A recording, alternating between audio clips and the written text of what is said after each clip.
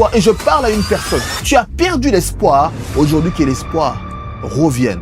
Aujourd'hui, le message d'aujourd'hui, c'est insister jusqu'au feu. Parce que le feu doit s'allumer.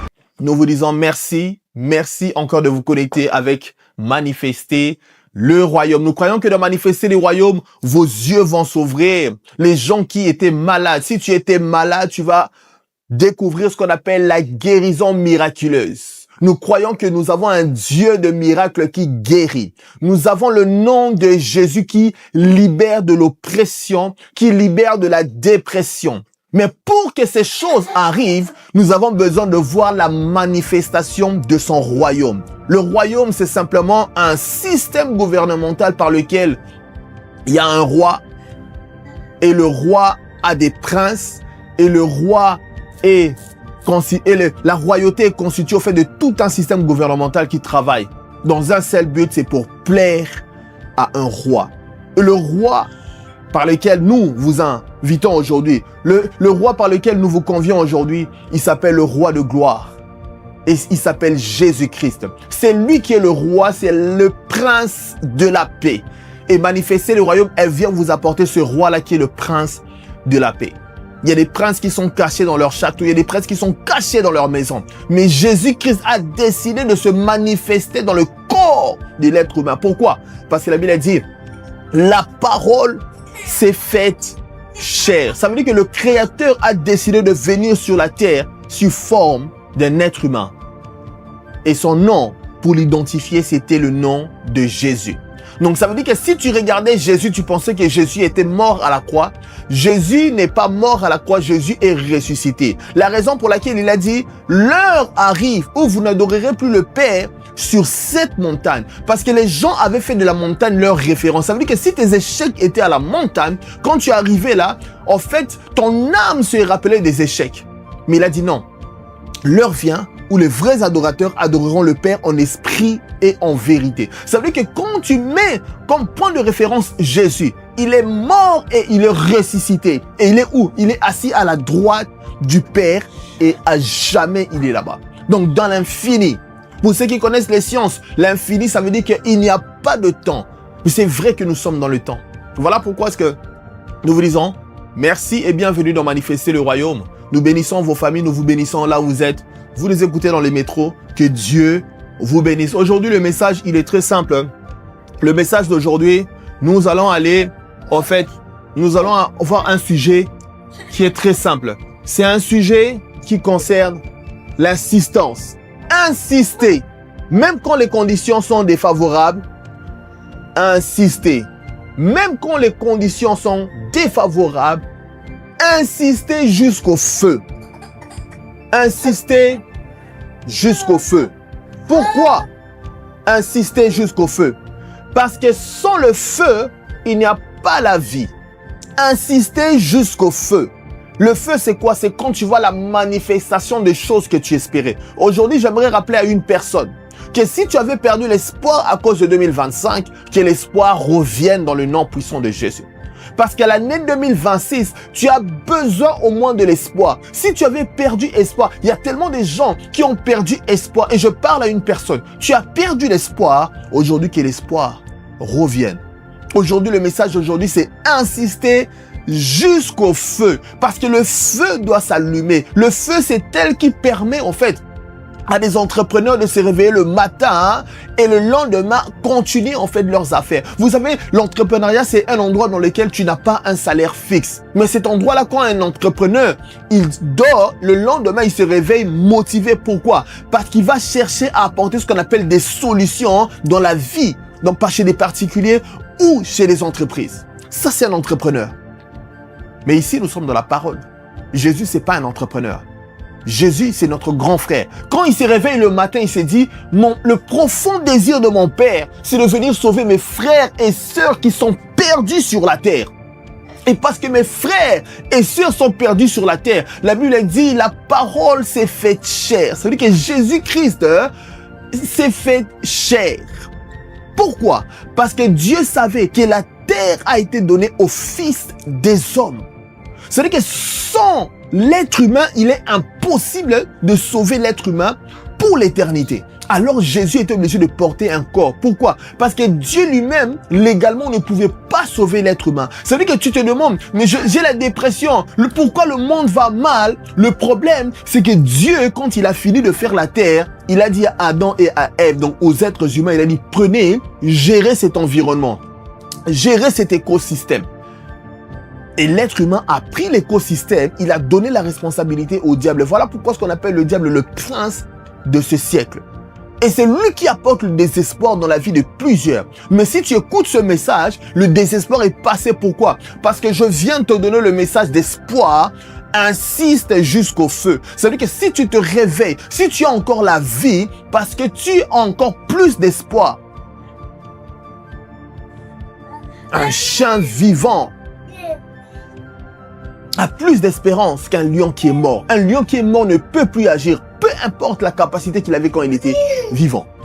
Et aujourd'hui, Dieu te dit, lève-toi et marche. La parole de Dieu te dit, si tu es tombé, lève-toi et cours. La Bible dit, le juste tombe 7 fois et il se relève. En d'autres mots, on est en train de dire quoi? Cet homme-là qui a l'habitude d'abuser de ton corps, à chaque fois qu'il abuse de ton corps, tu dois savoir, Dieu te dit, relève-toi.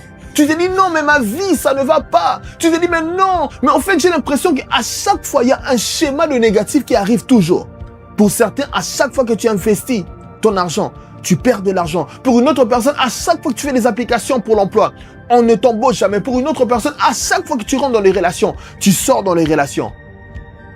Mais Dieu te dit aujourd'hui, garde l'espoir. Insiste jusqu'au feu. Insiste jusqu'au feu. Parce que les personnes qui ont pu toucher les promesses de Dieu, ils ne sont pas meilleurs que toi. Voilà pourquoi la Bible dit que la foi est une ferme assurance des choses qu'on espère. Une démonstration de celles qu'on ne voit pas.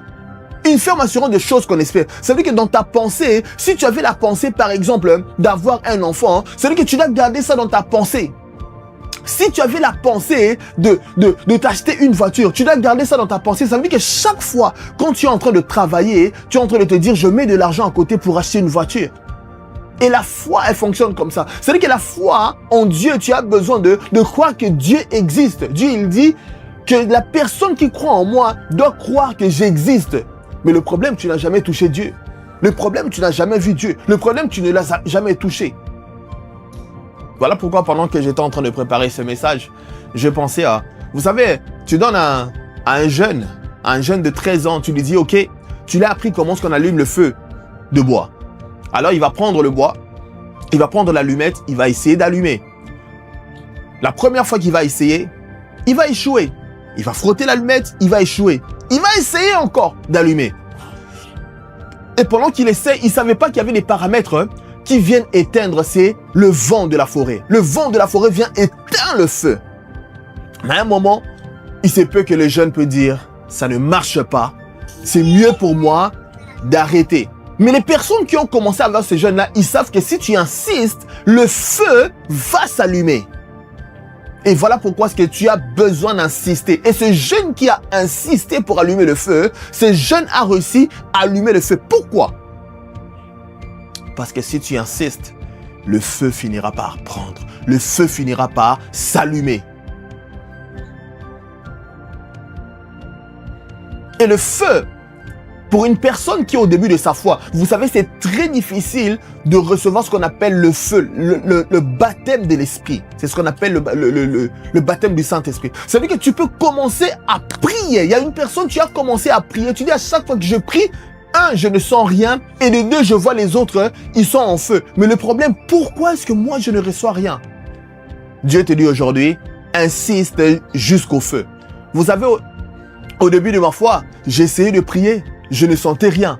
Mais tellement que j'étais assidu, j'ai dit, si Dieu ne me visite pas, je ne sortirai pas du temps de prière. Et qu'est-ce qui est arrivé? Je priais. Quand mes prières ne fonctionnaient pas, j'adorais. Quand j'adorais ne fonctionnait pas. En fait, je faisais tout ce qui était à mon pouvoir. Pourquoi? Parce que je voulais voir Dieu. Je voulais que Dieu me parle.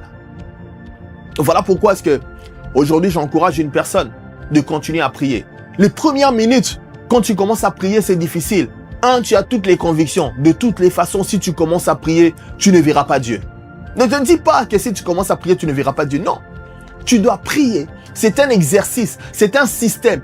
Le plus tu pries, c'est en ce moment-là que tu verras que Dieu va pouvoir se manifester. Et pendant que je suis en train de parler en ce moment, je juste avoir la pensée de Dieu. Je juste à prier un tout petit peu. Je sens comme des vagues qui commencent de la tête, qui va jusqu'aux pieds. Vous savez comment j'interprète cela?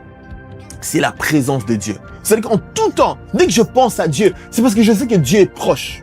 Et si je m'approche de lui, en tout temps, je peux sentir les vagues, de la tête jusqu'aux pieds. Voilà pourquoi je prie pour une personne. C'est-à-dire qu'il y a des gens sur la terre qui ont besoin de l'espoir. Mais il y a des gens sur la terre qui qui sont tellement chargés, ils peuvent donner de l'espoir. Je prie pour une personne qui avait perdu espoir. Maintenant que l'espoir revienne au nom puissant de Jésus. Que la bonne santé te soit donnée au nom puissant de Jésus. Je vois une personne, au fait, psychiquement, c'est comme si tu étais à terre. Tellement les événements de la vie t'ont écrasé. Les événements de la vie, t'ont apporté à un état de désespoir. Et je prie que l'espoir revienne. Parce que l'espoir vaut mieux que le désespoir. Que l'espoir revienne dans ta vie dans le nom puissant de Jésus. Et il faut comprendre, il y a un grand prophète dans la Bible, il s'appelle Élie. Et Élie, dans la Bible, il était seul devant 450 prophètes de Baal. Et 400 prophètes, les autres prophètes, c'était d'Astarté. Donc, un homme se retrouve devant 850 prophètes. Et ces prophètes-là sont contre le Dieu d'Élie. Mais la Bible a dit, Élie ne s'est pas découragé. Élie leur a dit, le Dieu qui répondra par le feu, c'est lui qui est le vrai Dieu. Pourquoi? Parce que Élie, c'était un homme qui avait des systèmes. Élie, c'était un homme qui avait ce qu'on appelle des routines de prière. Et il savait, quand il priait, que Dieu lui répondait toujours. Et il savait à quel endroit Dieu lui répondait. Voilà pourquoi est-ce que vous allez voir, quand vous lisez l'histoire d'Élie, quand il arrive à la montagne, il voit le feu, il voit les montagnes se briser. Mais quand il a entendu une douce voix, il est sorti. Pourquoi? Parce qu'il était un homme qui connaissait la présence de Dieu. Il savait que maintenant je peux sortir parce que Dieu veut me parler. Avant, c'était juste les manifestations de Dieu. Voilà pourquoi je suis en train de voir une personne. Tu te dis, est-ce que Dieu veut me défendre dans ma situation? Et Dieu me dit que Dieu te défend dans le nom puissant de Jésus. Vous savez, aux États-Unis, ce qu'on appelle des still flights. Il y a des avions qui sont en fait invisibles dans les radars. Et les anges de Dieu sont invisibles. Toute personne qui s'élève contre toi, les anges de Dieu qui sont invisibles brisent ses plans dans le nom puissant de Jésus. Et quand ils finissent la mission, ils retournent au ciel. Pourquoi? Parce qu'ils ne sont pas capables de détecter les anges de Dieu. Et tu as une armée. La Bible dit qu'il y a un prophète, son serviteur était en train de paniquer. Pourquoi? Parce qu'il y a une armée qui les a entourés. Je vois une personne, tu es entouré dans ton travail, on est en train de faire des complots contre toi. À l'école, on fait des complots contre toi. Dans ton quartier, on fait des complots contre toi. Mais Dieu te dit, insiste jusqu'au feu. Parce que ces anges sont là pour te sortir. Ces anges, quand ils viennent, ils agissent, ils finissent. Vous savez, on peut combattre n'importe qui, mais c'est lui qui est en alliance avec Dieu. C'est lui qui est appelé enfant de Dieu. La Bible dit à tous ceux qui l'ont reçu. À ceux qui ont cru en son nom, elle a donné le pouvoir de devenir enfant de Dieu. Alors quand tu deviens enfant de Dieu, est-ce que tu sais que tu deviens prince? La Bible a dit, tu es co-héritier de Christ. Ça veut dire que même les princes d'Arabie Saoudite, ils ont acheté des avions, des stealth flights américains. Ça veut dire que ce sont des avions de chasse. Et ces avions-là peuvent rentrer dans le territoire d'un pays sans être détectés. Ça veut dire que vous filmez comme ça, vous voyez le prince en train de rentrer avec ses avions, mais vous regardez dans les machines, vous êtes incapable de savoir que ces avions-là sont avec lui, avec vos radars. Mais imagine, tu es le roi de gloire, Jésus-Christ. C'est ton frère. Ça veut dire que comme tu es là, il y a une armée qui te protège. Le problème, tu as peur parce que tu n'es pas conscient. Le prophète dit à son serviteur, il dit, calme-toi. Après, il dit, Éternel, ouvre ses yeux afin qu'il voie quoi? Qu'il voie la grande armée. Parce que ceux qui sont avec nous sont plus nombreux que ceux qui sont contre nous. Et la Bible a dit, Dieu a ouvert les yeux du serviteur. Et je prie pour toi qui est en train de me regarder maintenant dans le nom puissant de Jésus. Que Dieu ouvre tes yeux. Parce que ceux qui sont avec toi sont plus nombreux. Pourquoi? Parce que tu es enfant de Dieu. Tu es co-héritier de Christ. C'est-à-dire que tu as des armes très puissantes avec toi. Et ces armes puissantes-là, elles sont invisibles. Tes ennemis ne savent pas que tu es protégé. Ah, j'annonce à une personne en cette année, quand l'ennemi était en train de voler l'année passée, c'est parce que tu as déclaré des paroles. Tu as dit, oh Éternel, tu m'as abandonné moi et ma famille. Éternel dit non, ne dis pas que je t'ai abandonné. Déclare la parole de vie. La Bible a dit, au commencement était quoi? La parole. Vous savez, Jésus, il était à la croix. Non, il était devant Pilate, devant ce roi-là. Il lui pose la question, est-ce que tu sais que je peux t'épargner aujourd'hui? Jésus le regarde. Il dit, si je demandais à mon Père 12 légions d'anges, il me donnerait. Est-ce que vous savez, juste une légion, c'est combien? Une légion, ça peut être 4000 à 5000 militaires. Mais le problème, c'est parce que cette personne-là ne savait pas que Jésus a une armée invisible. Et cette armée invisible est avec toi. L'armée invisible de Dieu. Voilà pourquoi cette année 2026, tu dois insister jusqu'au feu. Et comment on insiste? 1.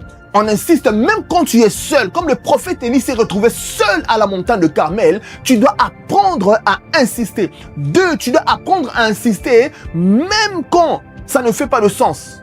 Apprends à insister. Et Dieu lui dit, Dieu lui donne l'instruction. Prenez de l'eau. Imagine en pleine sécheresse. Il dit, lui, son miracle va arriver. Sur le sacrifice, on doit jeter de l'eau. Même quand ça ne fait pas du sens, Dieu te dit une seule chose. Insiste. Et la troisième chose, Dieu te dit, insiste dans la prière. Insiste dans la prière et pas dans la panique. Le serviteur était avec le prophète. Mais le problème, le serviteur a commencé à paniquer. Il ne savait pas que le prophète, c'était un homme de prière, un homme de la présence de Dieu. À cause de la présence de Dieu, le prophète lui dit, oh, regarde mon serviteur, il est en train de paniquer. Parce que vous savez, les gens qui sont tout autour de toi peuvent apporter l'atmosphère du désespoir. Voilà pourquoi Jésus, il rentrait pas partout avec tous les disciples. Il avait certains disciples, quand il partait avec eux, c'était pour ressusciter les morts. Vous savez pourquoi? Parce que ton environnement sur la terre a besoin d'être conditionné par la foi. Voilà pourquoi vous allez voir toutes ces grandes compagnies. Pourquoi? Aujourd'hui, toi, tu te dis non, le salaire, je ne deviendrai pas riche. Il y a des gens qui ont des salaires de 800 000 l'année. Il y a des gens qui ont des salaires aujourd'hui de 10 milliards de dollars. Salaire. On appelle ça même rémunération. Pourquoi? Parce qu'en fait, on vit dans un monde, tout le monde est programmé. Je veux devenir entrepreneur. Je veux devenir entrepreneur. Alors que tu oublies que tu as besoin de l'atmosphère de foi. Tu as besoin de l'atmosphère de foi. Voilà pourquoi Dieu dit, insiste même quand tu es seul. Insiste. Insiste, continue à insister, même si personne ne croit en tes projets. Insiste. Et quand tu insistes, Dieu te dit, mets dans ta pensée que tu n'es pas seul. Même si tu es seul physiquement, tu n'es pas seul. Les anges de Dieu sont avec toi. L'armée céleste est avec toi. De la même manière que les avions de chasse américains ne sont pas détectés par des radars, ça ressemble aux anges de Dieu. Ils ne sont pas détectés par les humains qui veulent t'arrêter. Mais à un moment donné, ils vont juste sentir, oh, qui m'a touché? Ah, mais qu'est-ce qui m'arrive? Pourquoi j'ai un problème ici? Pourquoi j'ai un problème ici? Parce qu'il y a une armée de Dieu qui est là, invisible. Vous ne le voyez pas. Il y a des hommes qui sont protégés. Voilà pourquoi je t'encourage à marcher dans la sanctification. Pourquoi? Parce que ces choses, c'est ça qui accélère la protection de Dieu. Oh, combien même au Canada, vous savez, si tu es quelqu'un juste, le gouvernement est prêt, en fait, à venir te sauver. Mais vous savez, c'est très difficile de sauver les voleurs. C'est très difficile de sauver les gens qui sont dans la mafia. Parce qu'eux-mêmes, ils sont dans leur monde. Mais n'empêche, le gouvernement a toujours le choix de sauver ses citoyens. Et Dieu t'encourage. Il te dit, même quand tu es seul, insiste. Même quand tu es seul, crois à ce que Dieu a mis dans ton cœur. Même quand tu es seul. 2025, oublie 2025. En 2025, tu n'as pas eu de soutien. En 2026, tu as le soutien. Ça veut dire que tu as les anges de Dieu qui travaillent avec toi. Et ils sont plus nombreux que ceux qui sont contre toi. Le problème, c'est parce que tu as ouvert tes yeux et tu regardes tous les plans qui sont faits contre toi. Tu as ouvert tes yeux, tu t'es dit, ah, voici toutes ces personnes parlent contre moi. Mais est-ce que tu as ouvert tes yeux de l'esprit? Voilà pourquoi la Bible déclare, en elle était la vie, et la vie était la lumière des hommes. La lumière, c'est quoi? Quand la lumière arrive, c'est une lumière spirituelle. Voilà pourquoi Jésus pouvait dire à cet homme-là, il dit, si je demande à mon Père 12 légions d'anges, il me le donnerait. Et on lui pose la question à la croix, sauve-toi toi-même. Il regarde, il y en a un autre qui lui dit, Seigneur, j'aimerais être avec toi. Il dit, ce soir même, tu seras avec moi au paradis. Parce que celui qui croyait savait que Jésus avait quelque chose. Et Jésus a promis le paradis à celui qui était à la croix. Il y a une personne qui est en train de m'écouter. Tu te dis, je suis peut-être arrivé à la fin. Je suis fini. Mais Jésus te dit, crie à moi. Jésus, sauve-moi. Et quand tu cries à Jésus, sauve-moi, l'espoir arrive. C'est pas seulement l'espoir, mais l'armée de Dieu arrive pour te délivrer. L'espoir 2026. L'espoir insiste. Insiste même quand ça ne fait pas du sens. Insiste. Pourquoi il faut insister même quand ça ne fait pas du sens? Élie dit, il donne l'instruction au peuple. Imagine en pleine sécheresse. Il n'y a pas d'eau. Il dit, imagine, tu as plusieurs, 850 personnes. Ils ont prié, ils ont insisté. Il n'y a eu aucun miracle. Imagine, tu as 850 personnes. Ça veut dire qu'il y a une personne après l'autre. Ils étaient en train de prier. Et il leur demande. Il dit, faites-vous même des incisions. Blessez-vous. Peut-être que votre Dieu va écouter. Même quand ça ne fait pas du sens, Dieu te dit, insiste jusqu'au feu. Même quand ça ne fait pas du sens, Dieu te dit, insiste jusqu'au feu. N'abandonne pas. Tu te dis, oh, toutes les relations que j'ai eues, j'ai perdu toutes mes relations. Dieu te dit, insiste jusqu'au feu. Il y a des gens qui ont pu rentrer dans le mariage et ont maintenu le mariage. Il y a des prostituées qui sont mariées aujourd'hui, qui ont maintenu le mariage. Vous savez pourquoi? Parce qu'ils ont trouvé un homme qui a pu comprendre leur passé. Un homme qui est venu arranger leur vie. Dieu a une armée. Dieu n'a pas seulement une armée. Dieu a aussi une armée qui vient guérir. Voilà pourquoi la Bible dit, Jésus parcourait de ville en ville pour faire quoi? Du bien, guérissant les malades. Dieu, c'est le pourvoyeur. Dieu pourvoit. Même quand ça ne fait pas du sens. Je me souviens, tu sais, tu te dis, il est en train de parler. Je ne suis pas en train de parler. Je connais ces dieux-là. Vous savez, j'étais étudiant au Canada. À un moment donné, vous savez, tu as les examens. À un moment donné, tu te retrouves, tu n'as pas d'argent. Alors, j'ai pas l'habitude. J'ai grandi dans une famille où j'ai pas l'habitude de demander aux gens de l'argent. J'ai pas l'habitude de demander tout autour de moi. Alors, j'ai regardé, j'ai tourné mon regard vers le ciel. J'ai dit, d'où me viendra le secours? Et j'entends Dieu me donner l'instruction. Ça ne faisait pas du sens. Il me dit, j'aime, va, touche ton frigo, parle à ton frigo, appelle la nourriture. Vous savez, tu es en pleine fin de session. Tu as deux choix. Soit essayer de trouver une copine qui va préparer pour toi. Après, tu es obligé de te compromettre dans ta foi. Ou j'avais le choix de regarder au ciel et de dire, Jésus, viens. Si tu as multiplié 5 points et 5 pains et 2 poissons, tu peux apporter quelque chose. Vous savez qu'est-ce qui est arrivé? Je pars, je touche mon frigo. J'entends une voix, commence à déclarer que la nourriture vient. Alors je commence à parler à mon frigo, que la nourriture vienne. Je parle à mon frigo, que la nourriture vienne. Et pendant que j'étais en train de parler, étudiant, j'étais pas dans la panique, j'étais dans la prière. Et quelques temps après, les gens commencent à m'appeler. Je sais, tu te dis, est-ce que la nourriture apparaît? Parce qu'aujourd'hui, il y a tellement de gens qui racontent des scénarios qui ne tiennent pas la route, mais c'est pas grave. Tu te poses la question, est-ce que c'est la même chose? Non. Les gens ont commencé à m'appeler, à m'offrir de la nourriture. Pourquoi? Parce qu'il y a un Dieu qui est un pourvoyeur. Dieu n'est pas là seulement pour te protéger avec son armée, mais nous avons un Dieu qui est pourvoyeur. Tu te poses la question, mais j'ai pas de clients, je suis en train de chercher des clients. Il y a un Dieu dans le ciel qui est pourvoyeur. Tu te poses la question, ah, est-ce que tu penses que je vais avoir un enfant? Il y a un Dieu. Il a dit à Jérémie, quand je t'ai tissé dans le ventre de ta mère, il y a un Dieu au fait qui donne les enfants. Il y a un Dieu qui permet que le sperme puisse rencontrer l'ovaire et pour procréer. L'ovule, c'est Dieu qui donne les enfants. Le Dieu des miracles. Le Dieu des miracles. Tu te dis, j'ai pas d'enfant. Tu commences à crier, j'ai pas d'enfant. Dieu dit, non, change ton langage.